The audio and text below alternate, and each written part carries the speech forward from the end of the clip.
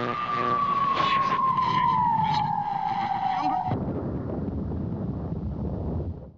is Jennifer reporting from WCC TV.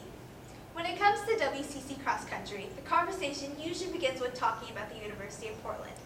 The Pilot men have won 30 consecutive conference titles, the longest active streak in any cross-country program in the country. The Portland women have been nearly as dominant as the men, winning 19 of the 24 conference titles. The Pilots are picked as a WCC favorite in both the men's and the women's preseason coaches poll, earning the maximum 49 points in their respective polls. On the men's side, Loyola Marymount and San Francisco tied for second place, followed by Santa Clara in fourth. Gonzaga was picked to finish fifth, followed by Pepperdine in sixth, San Diego in seventh, and St. Mary's in eighth. The women's polls were similar to the men's, as the Lion women were tabbed to finish second, while San Francisco was picked third, and Santa Clara selected fourth. Rounding out the women's polls was Pepperdine in fifth, Gonzaga in sixth, San Diego in seventh, and St. Mary's in eighth. With expectations running high on the bluff, our field reporter Will Blowers caught up with men's head coach Rob Connor to see what he had to say. Here's to you, Will. Thanks, Jennifer. I'm sitting here with the University of Portland's men's cross-country coach, Rob Connor. How's it going, Coach? How's your summer been? Great. Just been out running on the trails. After finishing seventh last year at the NCAA Championships, what are your expectations heading into this season? To me, a seventh place finish is fantastic. Sixth place would be better. And even though we lost our top guy, David Kinsella, who was fourth at the NCAA Championships last fall, going into this season, my goal is to win a trophy. Obviously, the success of the program has been rooted in the training. And I was just wondering if you could let me know, your own personal training philosophy. Nobody will out-train us. Some other schools may be able to outspend us, and some other schools may be able to out-talent us, but nobody will outwork us. So when you have that simple training philosophy, you have a chance. And that's exciting. We're the smallest school out there, but we're in the top 10 nationally, and it's through the hard work of our athletes. I'm sitting here with women's cross-country coach Ian Solof. Thanks for taking the time to talk with us today, Coach. You bet.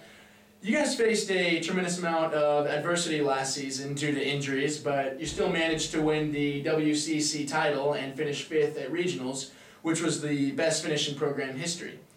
How has that experience benefited this year's team heading into the season? Well, after that season last year, we took away two main things from that experience, and one was the idea that how good could we be if we had no injuries, if we didn't have any setbacks or any problems, and that was a real positive and something to get excited about for this year. And the other thing was not to limit ourselves. Dana Morgan has been one of the most dominant runners in the WCC in the past 3 seasons. Could you talk about what she brings to the program and what some of the younger runners can learn from her?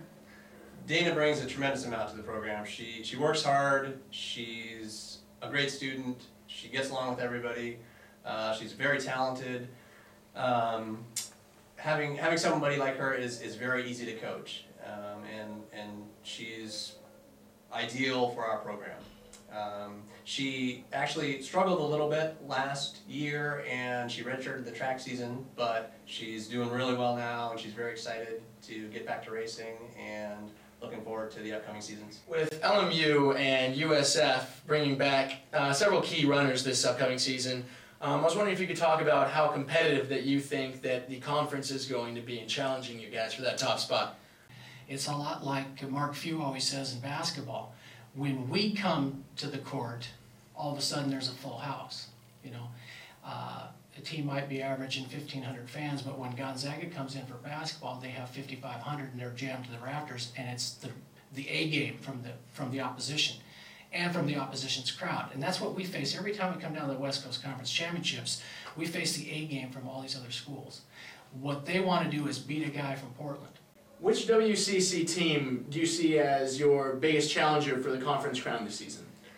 Well, I think Loyola is definitely the top team. I would say they're the favorites right now. I think they're going to be very strong. They should be the best team they've ever had, and they have Tara Erdman back, who is defending individual champion.